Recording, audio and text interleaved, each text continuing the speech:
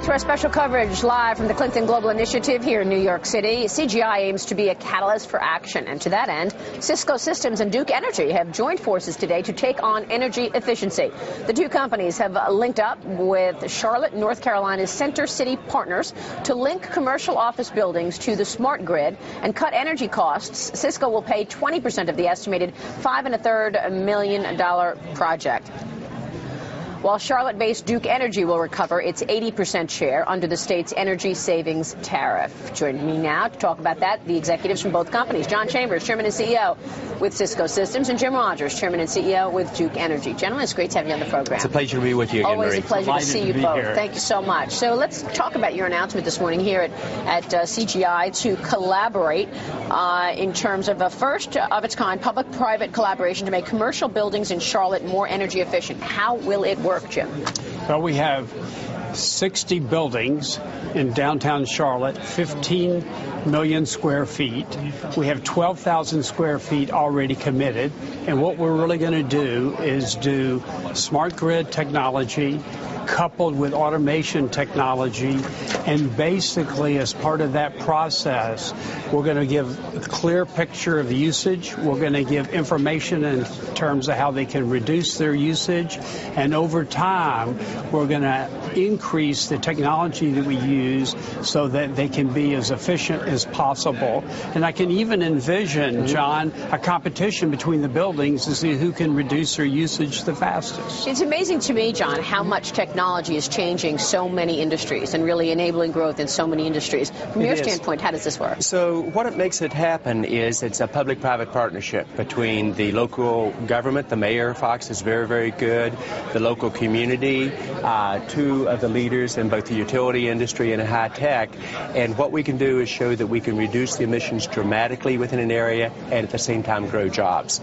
Once you do that in one community like Charlotte, you do it in one more community in North America, one or two in China, one or two in Europe, and all of a sudden we are able to show the government leaders and the citizens in America who are fairly asking the question, can you really reduce emissions? Can you really cut my costs on the electricity? And can you do it growing jobs? Charlotte is an energy capital within the U.S., 13,000 employees there. It's a financial center with Bank of America, Wachovia, Wells Fargo. So if we do it in one area where you have the public-private partnerships, much what you hear about Clinton Global Initiative being about, then it will be models for everyone else. So envision Charlotte really will showcase in America what's capable in this new area. That is terrific, really terrific. Jim, you know, so many people talk about clean energy as, you know, sort of one of the areas of the future, and I wonder how much teeth does it have? I mean, obviously, you've been singing this song for a long time. John has also been, you know, looking at alternatives and trying to use technology to enable so many different areas. But how much of this is real and how much of this is hype? Not necessarily your project, but overall the idea that energy efficiency is going to be an industry that creates jobs in the next 10 years. Well, if you think about electricity, when we started down that road in the 20th century, we became a great enabler of a lot of other technologies that we couldn't even envision when we started down the road. Today, we're at a place where there's a convergence of new technologies, and John has really developed technologies that work perfectly in this area. But if you build off these technologies, we're going to enable next generation and second and third generation technologies. So our ability to provide electric service and to minimize customers' usage by putting control in their hands is better today than ever been. This will create jobs. The other reality is that virtually every power plant in our country has to be retired and replaced by 2050, except hydro. Replacing that will create jobs. So it's a combination of energy efficiency and the job creation there, coupled with modernizing our fleet with a fleet that has a low carbon footprint, and those are the combination of jobs that will really work. Yeah, it's a great point. Go ahead, So from a high-tech perspective, it could be as big as the original internet. Every electronic device, every automobile connected to it. If Jim can reduce the usage during peak hours because of this new approach in Charlotte, and then he can do it throughout his geography, it reduces his capital spending by 40%. You can pass that along to the consumer, you can create jobs, and there'll be many related areas. To your earlier question, we see this occurring in almost every major industry around the world. Jim and I just finished a session led by President Clinton, right, where we had some of the top CEOs and top government leaders in the world, about 15 of us. For the first time ever, Maria, it wasn't a conversation about their business and complaining about government and what we need to do better, and then an afterthought being technology. Technology was part of every CEO, every government leader's approach. President Clinton's known that for a long time. That's a nice way of saying whether you're in the utility industry, service provider industry, movie industry, automotive industry, government, they're now starting to think about technology different. And this is why I think technology this time will be dramatically different over the next decade. Let me get your take. Let me switch gears here and get your take on what business is doing today. I know you were in this meeting with the president, talking to other CEOs. What are you hearing? What are you seeing from business customers today in terms of putting money to work in high tech, increasing their budgets for high tech? This is going to give us a great window in terms of where we are in the economy. How's business? So without referring to my quarter, at least, and you can, Jim, on your quarter. Of course. But if you really look at what we see, you see Asia still going very well. You see Latin America going well in terms of the CEOs' attitudes, the government leaders' attitudes. What's exciting is most CEOs still see the U.S. challenged, see growth below 2% over the next 6 to 12 months, but they're going to spend on technology, and that's, to me, is very fascinating. And we don't run our company in this next quarter. We say, where do you want to be 2, 3, 5 years out? And I came away from session after session today. Everybody talked about technology, and I'm sure part of it was because I was in the room, but everybody talked about Cisco, which was good. I think the important thing here is, and Envision Charlotte is really all about that, is improving the productivity and the use of electricity. One of the things that came out of our meetings is this concept of the improvement in productivity. If that happens in America, that's really going to drive our economy, and it's going to grow.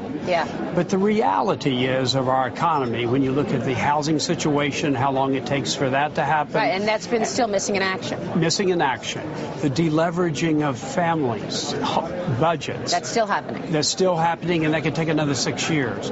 If you look at our sales, we do not believe we'll be back to our 2007 pre-recession level into 2015. 2015. Wow. Okay. What all of those numbers tell you is that our economy is probably going to grow roughly at 2%, plus or minus, for the next 4 to 5 years. And that is going to translate into significant unemployment in the 8 to 10% range. And Mohammed El-Arian would call it, the new normal. Because, well, that's what some people call the new normal. What was interesting today is when everybody talked about the power of technology and collaboration, I made a pretty bold prediction. I think productivity will grow at 3 to 5% over the next 5 years. And you'll begin to see it re-ramp up much like it did in 97 through 2004.